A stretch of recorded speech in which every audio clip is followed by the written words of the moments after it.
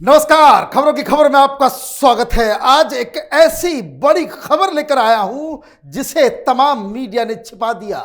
ऐसा नहीं कि टेलीविजन वाले, ये अखबार वाले, ये वेबसाइट वालों के पास ये खबर नहीं है, लेकिन मजबूरी ही कुछ ऐसी है कि इसे छुपाने के लिए उन्हें विवश होना पड़ा, क्योंकि आदेश केजरीवाल के पास से आया कि कुछ भी कर लेना, ये खबर मत दिखाना, क्योंकि ये खबर 2024 के चुनाव के लिए बहुत ही इंपॉर्टेंट है।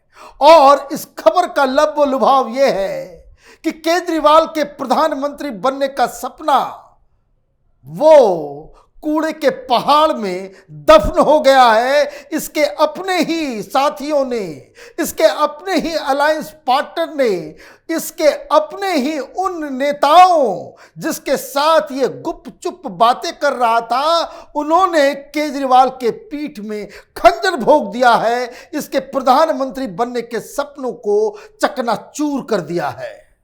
खबर कुछ ऐसी है कि इसने 8-9 मंत्रियों के साथ मिलके एक डिनर पार्टी दिल्ली के अंदर ऑर्गेनाइज किया था। और यह तब आया जब मनीष सिसोदिया जेल के अंदर गया, जब उसे ईडी ने अपनी कस्टडी में पकड़ लिया। तो आपको याद होगा कि कुछ तमाम चीफ मिनिस्टर्स ने चिट्ठी लिखकर 9 लोगों ने साइन करके प्रधानमंत्री को एक पत्र लिखा था कि एजेंसीज का इस्तेमाल पॉलिटिकल अपोनेंट के खिलाफ ना हो। और उसके बाद ही इसने दिल्ली में 18 तारीख को एक मीटिंग बुलाई थी, एक डिनर पार्टी किया था। अब इस खबर का कि 18 तारीख को वो मीटिंग हुई नहीं हुई, कौन आए कौन नहीं आए, ये तो धर्म बनता है हर पत्रकार के कि उसको फॉलो करे। लेकिन पीटीआई ने आज इसको लेकर के खबर दी है। पीटीआई क्या है? Press trust of India. ये एजेंसी है, न्यूज एजेंसी, और ये तमाम वेबसाइट, तमाम न्यूज, तमाम अखबार, तमाम टेलीविजन चैनलों को ये फीड दिया करती है। और उसी फीड से, उसी खबर से तमाम चैनल वाले बाकायदा प्रोग्राम बनाते हैं। लेकिन ऐसी क्या बात हुई कि इसके ऊपर पीटीआई की तो खबर आ गई, न्यूज एजेंसी ने सबको तो भेज दिया, लेकिन किसी ने दिखाने की जहमत नहीं की। वो क्यों? क्योंकि पीटीआई के इस खबर में पहला पैराग्राफ ही बड़ा इंटरेस्टिंग है। क्या लिखा हुआ है?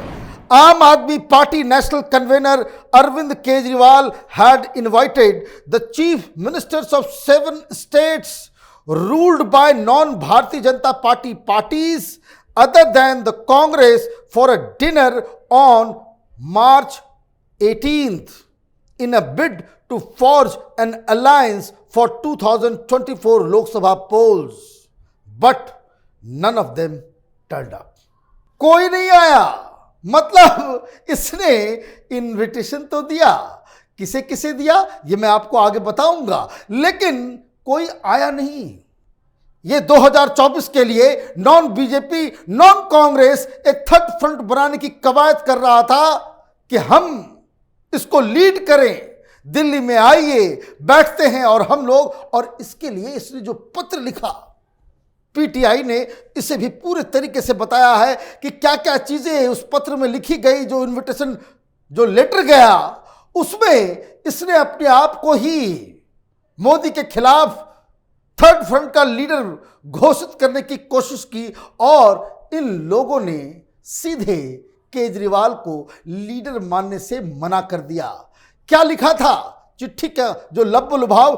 पीटीआई के मुताबिक the planned dinner of the 8 leaders including Kejriwal, which he described as the Progressive Chief Ministers Group of India or G8, was supposed to be followed by a press conference the next day.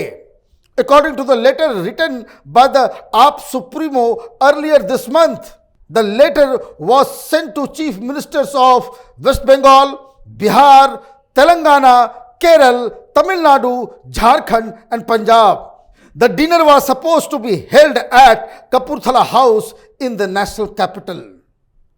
इन तमाम लोगों को, Nitish Kumar, Mamata Banerjee, Stalin, Hemant Soren,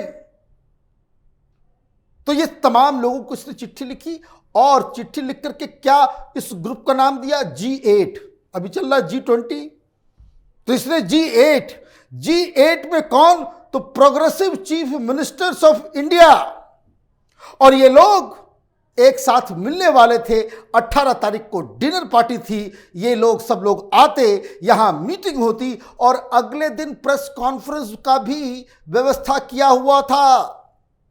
यह चिट्ठी में लिखा गया था कि तमाम हम लोग कपूरथला हाउस में डिनर करेंगे, एक प्लान बनाएंगे और एक प्रेस रिलीज तैयार किया जाएगा और उसके आधार पे हम लोग एक प्रेस कॉन्फ्रेंस करते हैं। आप सोचिए प्लानिंग, 8 चीफ मिनिस्टर एक साथ एक मंच पे प्रधानमंत्री के खिलाफ बयानबाजी कर रहे होते तो इसका सीधा सीधा नुकसान किसे होता?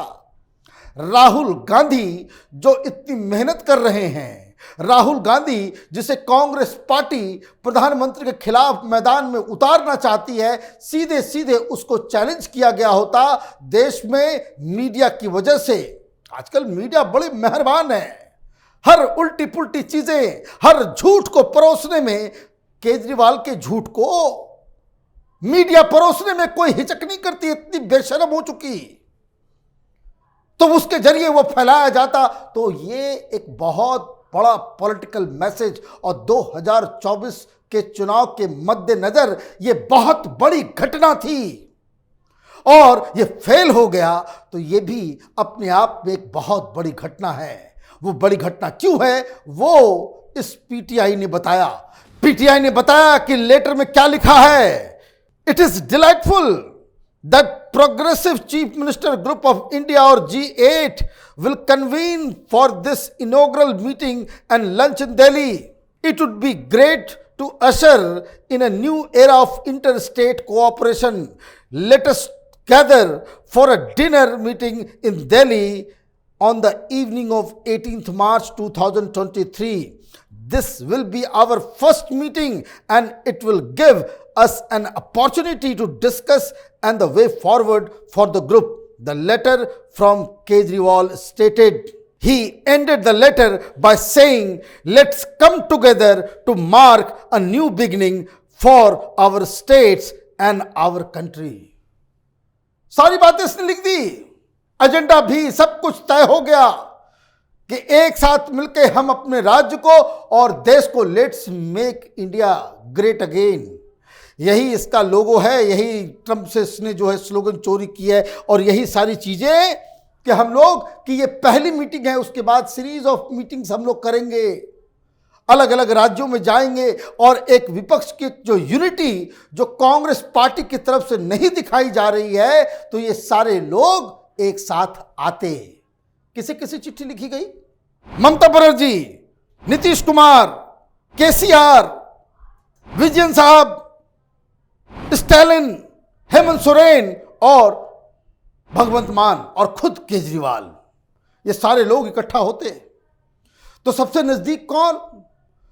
तो जिनकी बेटी अभी शराब घोटाला के अंदर जो परेशान चल रही हैं, जिस वक्त हम लोग रिकॉर्डिंग कर रहे हैं, जब आप वीडियो देख रहे हैं, ईडी उनसे शराब घोटाले के बारे में गिल कर रही है, तो केसीआर का सबसे पहले इसमें जवाब आया। और मैं आपको बता दूं, ये चिट्ठी 5 फरवरी को ही लिखी गई थी और उस समय से वार्तालाप चल रहा था, सारे लोग आने को तैयार थे, सारे लोगों ने कहा कि हम लोगों की सहमति है, मोदी के खिलाफ इस तरह का एक मोर्चा खोलना जरूरी है।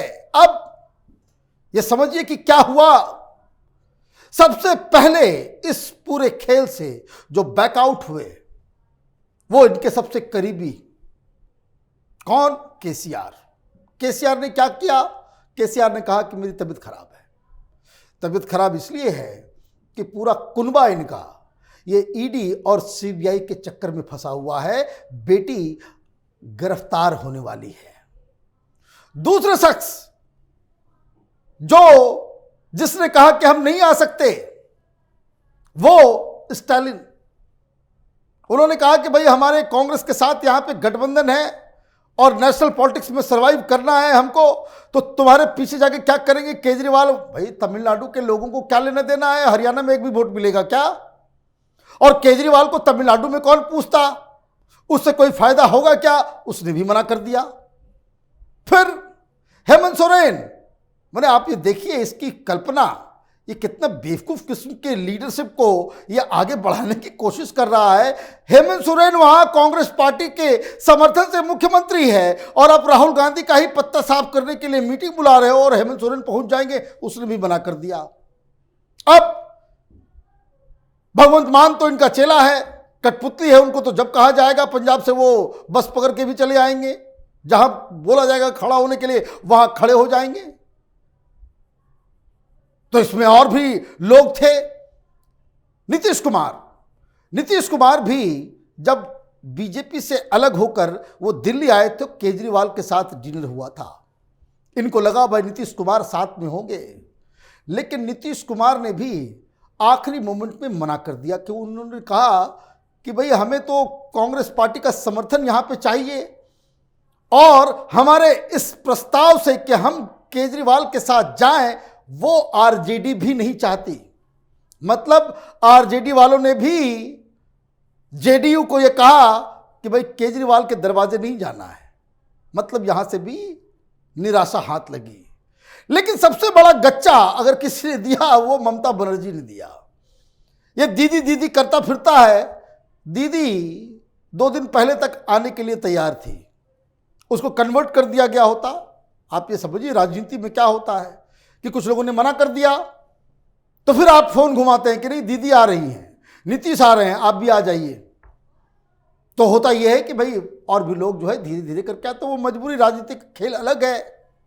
ममता बनर्जी आखिरी मोमेंट पे जब ये सब कुछ की तैयारी भी हो रही थी, कौन खाना देगा, कहां कपूरथला हाउस के अंदर पूरी व्यवस्था भी हो गई, तब ममता बनर्जी पलटी मार गई, क्योंकि 2 दिन 3 दिन पहले उसके ही ममता बनर्जी का अलायंस हो गया अखिलेश यादव से।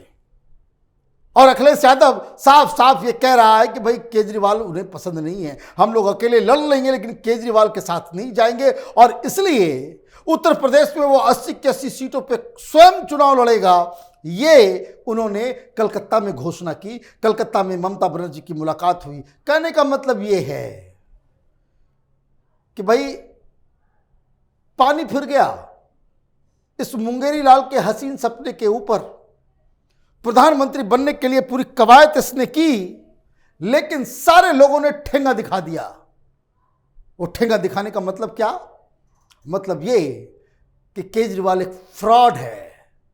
ये तमाम अपोजिशन लीडर्स के बीच में भी इस पे एक राय है, एक मत है। एक ऐसा सांप है जिसको आप साथ में लेके चलोगे तो ये तुमको कब डस लेगा इसका कोई भरोसा नहीं है। इसलिए विपक्ष ने बकायदा अरविंद केजरीवाल के इस प्रपोजल के ऊपर ही इसको कह सकते हैं लाल झंडा दिखा दिया। खत्म हो गई कहानी। अब सवाल बहुत सारे हैं। केजरीवाल क्या करेगा? एक दो तो फंस गया शराब घोटाले में, और उधर खालिस्तानियों के साथ इसके रिश्ते निकल के आ रहे हैं। जो कुछ बचे कुछ समर्थक भी हैं वो भी केजरीवाल से अब किनारा करना शुरू कर चुके हैं। आप देखते रहिए कैपिटल टीवी। हमारे वीडियोस को लाइक कीजिए, शेयर कीजिए और हमारे चैनल को सब्सक्राइब कीजिए। धन्यवाद।